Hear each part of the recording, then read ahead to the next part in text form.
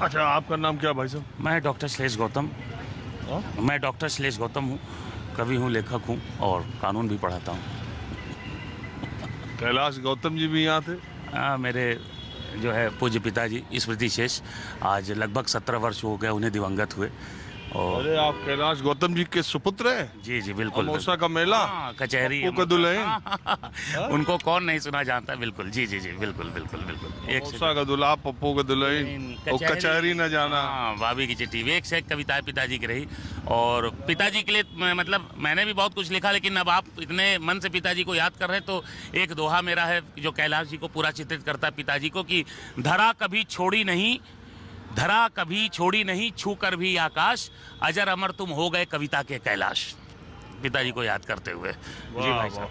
तो ये जो आप कवि भी हैं और कैलाश गौतम जी के सुपुत्र हैं, आपसे मुलाकात हो गई, अच्छी बात है। ये मैं जानना चाहता हूँ कि ये जो वर्तमान प्रयागराज में जो उथल पथल चल रही है, जो सारा घटनाक्रम है, इस पर आपकी राय क्या है?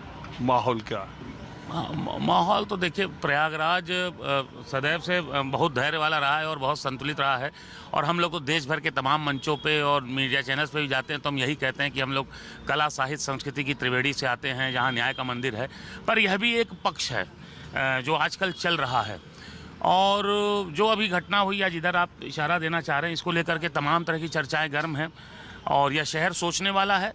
निराला जैसे कवि जो छंद के रहे और जिन्होंने नई कविता की भी ज़मीन दी यहीं पर, तो वो भी निराला पंत महादेवी बच्चन जी का भी यह शहर है, फिराक साहब का शहर है। कहने का मतलब अकबर इलाहाबादी शहर, अकबर इलाहाबादी का ये शहर। आपके लिए अकबर इलाहाबादी साहब ने कहा था, जब तोप मुकाबिल हो तो अखबार निकालो, मीडिया के लिए कहा था। तो मीडिया की भी वो शक्ति है। तो ये शहर सोचने वाला है। तो ये शहर भी विमर्श कर रहा है, मंथन कर रहा है। कुंभ भी इसीलिए होता है और होता था कि मंथन हो, अपने समसामयिक मुद्दों पे इतिहास का बोध लेते हुए भविष्य का मार्ग प्रशस्त करे। तो आज भी जो हो रहा उसको लेकर के तमाम तरह की बातें हैं। और देखिए, चूंकि मैं कानून का पक्ष भी रखता हूं, तो आम तौर पर ये न्याय का देश है, संविधान का देश है, तो एक्स्ट्रा जुडिशियल किलिंग तो कोई भी नहीं चाहता। और स्वयं माननीय मुख्यमंत्री जी ने अगर 17 लोगों को निलंबित किया है तो इसका मतलब वो भी नाखुश हैं जो उनके नाक के नीचे हुआ, जो ये चीज़ हुआ। क्योंकि एक प्रोसेस है, तो उनको भी लगता था कि शायद जो चीज़ ये प्रोसेस से हो तो ज़्यादा ठीक है। पर कई बार क्या होता है कि हमारा जो क्षेत्र होता है, अच्छा बुरा दोनों हमारे कर्म होते हैं, सब कुछ होता है, तो बहुत कुछ उस पर भी डिपेंड करता है। और हमारे चाहते और ना चाहते हुए भी तमाम लोग हमारे विरोधी बन जाते हैं, हमारे दुश्मन बन जाते हैं। तो यह गहन अभी तो बहुत जाँच का विषय है, बहुत अर्ली स्टेज है। क्योंकि एक बात बताइए, एक जो बात हो रही है कि शाइस्ता परवीन कहाँ चली गई, ये आम लोगों के दिमाग में ये कोई क्यूरोसिटी का सब्जेक्ट है या हम कुछ मीडिया चैनलों की सनसनीखेज खबरों तक ही सीमित है? पहली बात। दूसरी बात, क्या आपको लगता है कि 3 दिन से लगातार जो अतीक, अशरफ, शाइस्ता का टेप चले जा रहा है, वो देश के असल मुद्दों से एक बड़ी जनसंख्या का ध्यान? अतीक देखो, अतीक और अशरफ पश्चिमी या प्रयागराज या उत्तर प्रदेश तक जो भी है, लेकिन इस देश में उत्तर प्रदेश ही पूरा देश नहीं है, 125 करोड़ का देश है, उसके बहुत सारे मुद्दे हैं।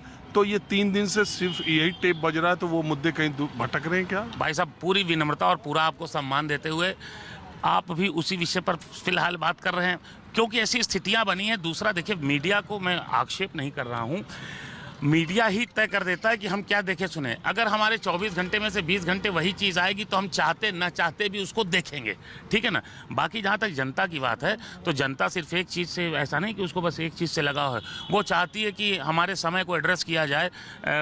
नौजवान है, महिला हैं, हाल रोजगार का मुद्दा है, शिक्षा का मुद्दा है, देश प्रदेश का मामला है, बहुत सारी चीज़ें हैं।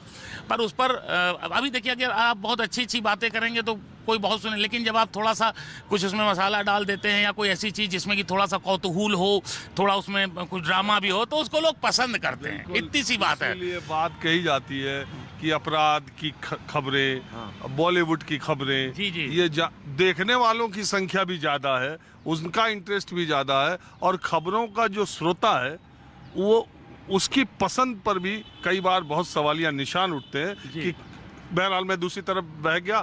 आप ये मुझे बताइए कि ये जो आपको लगता है कि योगी सरकार में ये जो घटना घटी है और जो शाइस्ता परवीन का मामला भी है, ये किस तरफ ले जा रहा है? क्योंकि सरकार पे सवाल, सिस्टम पर सवाल, पुलिस पे सवाल तो बहुत उठाया जा रहा है। सरकार पे, इस केस में सरकार पे सवाल उठाने का क्वेश्चन नहीं है, होना भी नहीं चाहिए।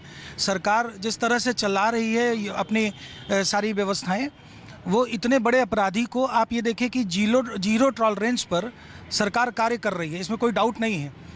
शाइस्ता परवीन, अभी आप भाई साहब से पूछ रहे थे शाइस्ता परवीन के विषय में, शाइस्ता परवीन ने ही इस पूरी योजना को रंग दिया था, ऐसा टीवी पर ही आया था और वो वीडियो फुटेज भी देखा था मैंने।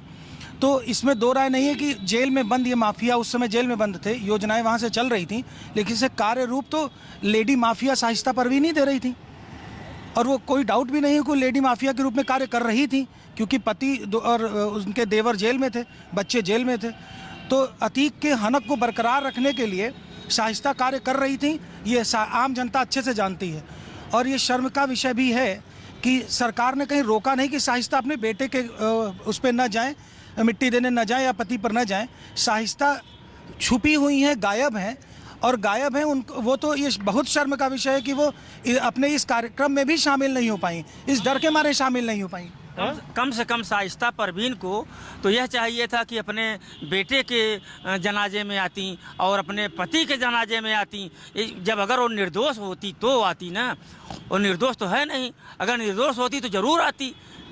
बात यही है कि जो मैंने बात शुरू की थी कि एक औरत अपने शौहर के मौत के बाद भी सामने नहीं आई, अपने बेटे के मौत के बाद भी सामने नहीं आई, तो आखिर उसकी मजबूरी क्या है या उसकी चाल क्या है, ये समझ पाना बड़ा मुश्किल है। बहरहाल दबिश हर तरफ दी जा रही है। शाइस्ता परवीन आत्मसमर्पण क्यों नहीं कर रही है, ये एक बड़ा सवाल है। और एक सवाल ये भी है कि शाइस्ता परवीन अतीक अशरफ के खबरों के बीच देश के असल मुद्दों से आपका भी तो ध्यान भटक नहीं गया।